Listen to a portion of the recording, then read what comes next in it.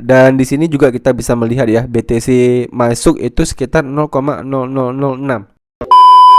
Oke, sesuai dengan judul, pada video kali ini kita akan membahas bagaimana cara kirim Bitcoin ya dari Indodax ke toko kripto ya guys ya. Jadi udah cukup banyak ya teman-teman yang request untuk video ini. Nah, kali ini kita akan buatkan langsung ya untuk teman-teman yang udah request videonya. Nah, jadi ya saat ini saya sudah berada di akun Indodax saya ya, dan sebelum kita melakukan prakteknya, di sini saya pengen liatin terlebih dahulu ya saldo yang ada di akun Indodax saya. Jadi kita bisa langsung klik aja di bagian menu wallet. Nah, ini ya beberapa aset yang kita punya. Kita punya rupiah ya, kita punya USDT, punya Bitcoin, punya Ondo, punya Doge, Polkadot, dan juga Solana. Selanjutnya kita akan coba lihat aset-aset yang ada di akun toko kriptonya. Nah, ini merupakan akun toko kripto saya, dan untuk aset-asetnya itu kita bisa cek di bagian menu dompet. Nah, aset-aset saya di toko kripto itu ada Bitcoin ya, ada USDT, ada Doge, XRP, PP, Shiba, dan Solana ya. Untuk Bitcoinnya sendiri saya punya sekitar 0,0016 ya, atau kalau dalam rupiah itu sekitar 2,9 jutaan. Nah, kita kembali lagi ya ke akun Indodax-nya. Nah, setelah kita udah tahu saldonya berapa, nah kita bisa langsung mulai praktek aja ya bagaimana cara kirim Bitcoin-nya dari aplikasi Indodax ke toko kripto. Nah, langkah pertama silakan teman-teman buka halaman wallet ya. Lalu ya, pastikan di akun Indodax kalian ini udah ada aset Bitcoin-nya ya. Jadi kalau misalnya teman-teman belum ada aset Bitcoin-nya, ya berarti kalian beli dulu ya Bitcoin-nya. Untuk membelinya teman-teman tinggal klik di bagian menu trade ya.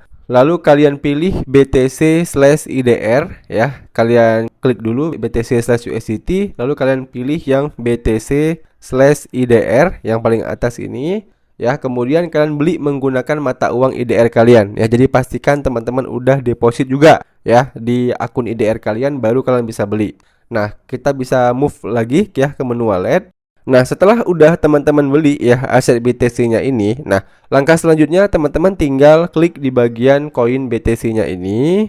Kemudian kita akan diarahkan ke halaman ini. Nah, kita pilih menu tarik ya, karena kita ingin menarik saldonya dari Indodax ke toko kripto. Jadi kita klik tarik.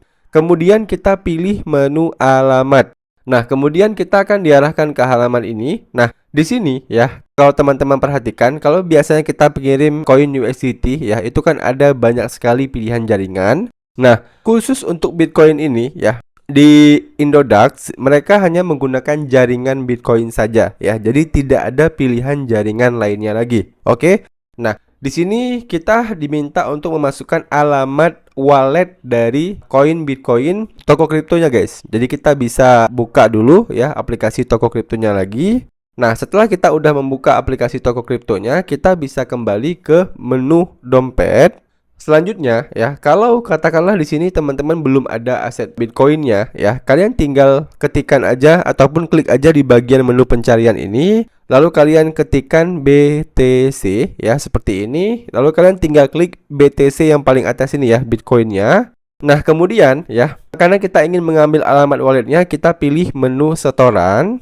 Nah, di sini terlihat perbedaannya ya. Jadi kalau tadi di Indodax itu hanya punya satu jaringan saja, yaitu jaringan Bitcoin. Nah, kalau di toko kripto jaringannya ini lebih variatif guys ya. Jadi di toko kripto ini ada jaringan Bitcoinnya itu sendiri ya, ada BEP20, ada ERC20, dan juga ada BTC Segwit. Nah, yang paling penting di sini adalah teman-teman harus gunakan jaringan yang sama ya dengan jaringan yang kita pilih di Indodax tadi. Tadi kan kita pilih jaringan Bitcoin. Nah, maka di sini kita harus memilih jaringan Bitcoin juga guys ya. Jadi kita klik aja di bagian Bitcoin yang paling atas. Lalu kita klik confirm. Nah, maka ya di sini itu akan langsung muncul jaringannya. Ya, jadi di sini kita bisa langsung salin aja jaringan Bitcoinnya ini. Kalau udah, kita kembali ke aplikasi Indodax. Nah, selanjutnya kita tinggal paste jaringan tersebut di bagian alamat penerima ini ya, kita tempel. Nah, kalau udah, kita tinggal tentukan berapa total Bitcoin yang kita ingin kirimkan. Ya, di sini kan kita punya sekitar 0,0002 ya. Misal kita pengen kirimkan setengah ya, kita tinggal ketikkan aja 0,0001 ya misalnya. Nah, jadi di sini kita udah masukkan nominalnya dan di bagian info BTC ya, di sini juga ada keterangan bahwasannya maksimal pengiriman 0,6 BTC per hari ya. Kemudian minimal pengiriman itu adalah 0,00008 BTC ya. Itu adalah nominal pengiriman yang paling rendah ya. Jadi kalau teman-teman mengirim ya lebih rendah dari 0,00008 BTC ya, otomatis nanti nggak akan bisa guys ya. Jadi pastikan nominal minimal yang kalian kirimkan adalah 0,000, nolnya ada 5 kali ya berarti ya, 0,00008 Bitcoin. Oke, jelas ya.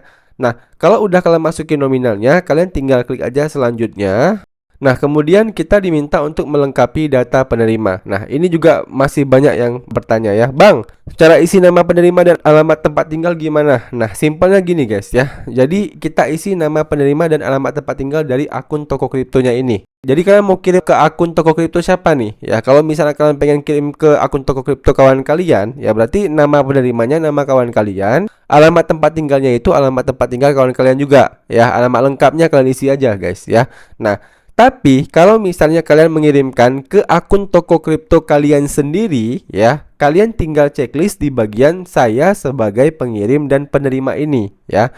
Nah, berhubung saya di sini mengirimkan ke akun toko kripto saya sendiri ya. Jadi di sini saya checklist aja nih ya di bagian saya sebagai pengirim dan penerima.